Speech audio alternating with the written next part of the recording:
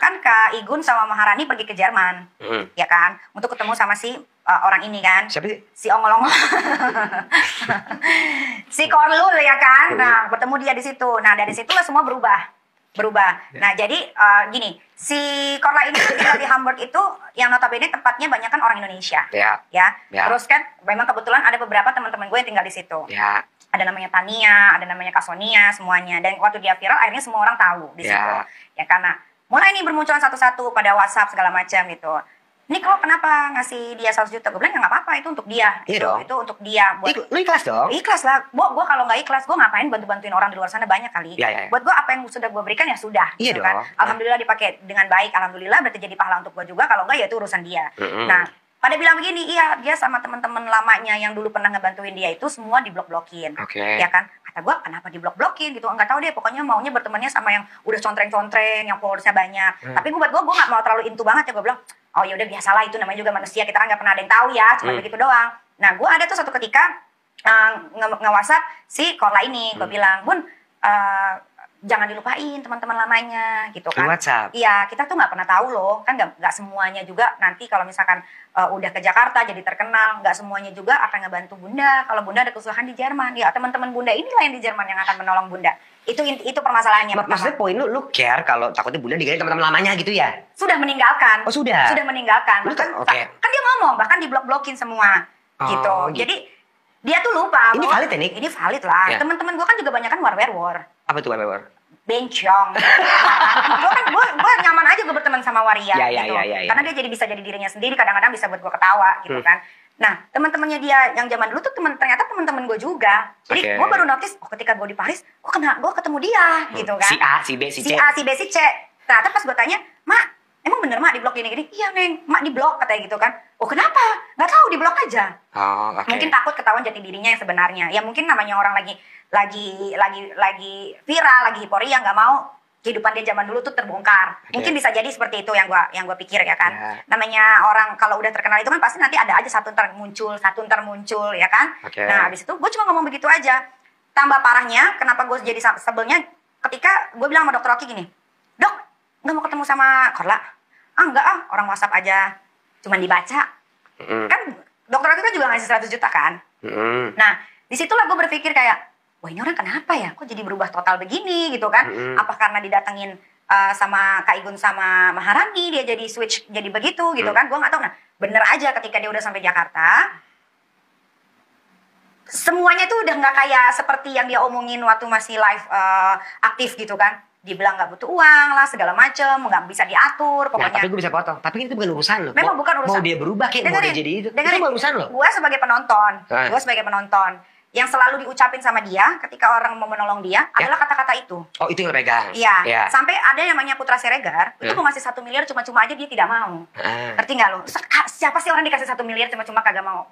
Cuman dia doang. Lah akhirnya gue pikir wah keren nih. Dia punya prinsip yang kalau dia nggak mau diatur. Betul. Benar dong? Benar. Ya kan? Gue setuju. Tiba-tiba ke Jakarta, lah kok dia kerja ini, kok dia kerja begini, kan gue bingung. Kalau gitu kenapa nggak lu ambil aja yang cuma 100 juta, kan enak. Betul. Iya dong. Tapi itu haknya dia. Betul. Tapi kan gue sebagai penonton dan mungkin beberapa orang juga yang berpikir ya, mungkin nggak semuanya, tapi ada pasti yang berpikir kayak, loh dulu setiap dia live kan kadang-kadang bisa 3 jam, 4 jam, ya kan berjam-jam dia kuat itu kan. Selalu yang dia ngomong itu, saya orang bebas, saya nggak mau diatur, saya nggak butuh uang, saya cuma butuh kebahagiaan. Itu aja terus yang di-repeat. Nah, gue mempertanyakan itu walaupun itu bukan urusan gue, tapi kan gue bertanya. Lo bertanya, kamu nanya lagi. Ya kan gue bertanya, di manakah kata-kata itu sebelum terjadi seperti ini? Betul. Ya kan? Itu memang bukan urusan gue, tapi kan gue bertanya. Iya. Memang salah gue bertanya? Enggak. Ya kan? Nah, digoreng lagi sama netizen. Oke. Ya kan? Netizen lagi nih masalahnya. Netizen lagi, ya karena kan di Indonesia adanya netizen pengikut sosial media namanya, ya kan? Betul, oke. Nah, digoreng.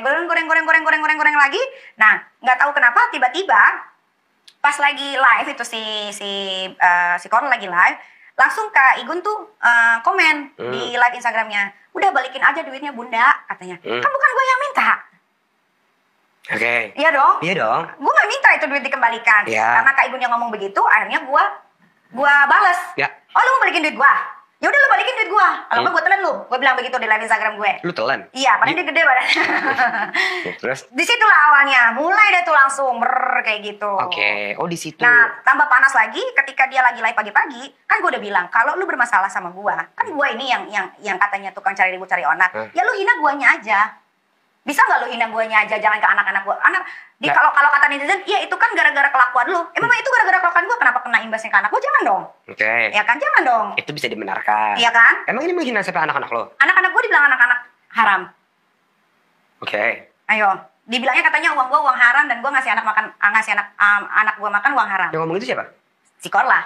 Oh ya? Iya, gue sampai save di Instagramnya. Gitu kan. Oh, pokoknya banyak kata-kata kasar yang pas dia ngomong begitu, gue save kan, gue nonton lagi, gue bingung. Ini orang perempuan lah ya, sedangkan dia perempuan. Ini perempuan sayang banget sama anak orang.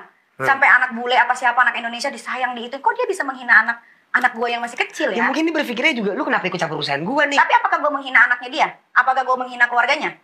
Oh. Sekarang gue tanya sama lu, gue berantem sama lu, gue hina ya bini lu ya, lu jangan marah ya. Marah gue. Nah, ya udah.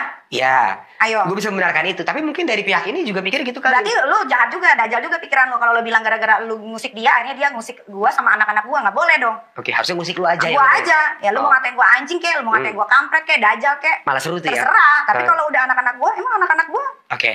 Gua telantarin atau emang lu tahu anak-anak gua anak-anak haram? Ya, dari ya. mana? Anak-anak gua punya bapak semua kok.